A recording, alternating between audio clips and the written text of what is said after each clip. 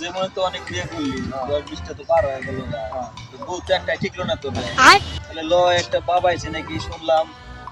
অনেক জায়গাতে দোয়া করে দিলে তার বউ আর চলো যাই ঠিক আছে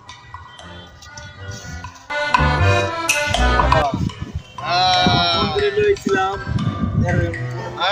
চুপ কর আমি বলছি তোরা গেলে গাইতো দুইজনের বউ থাকে না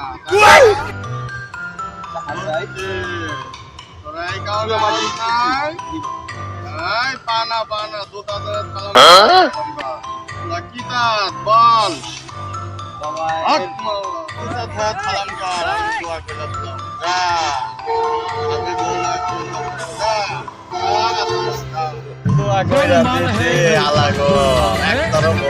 हे प्रभु हे हरि राम कृष्ण जगन्नाथ আমায় তো দোয়া করে দিল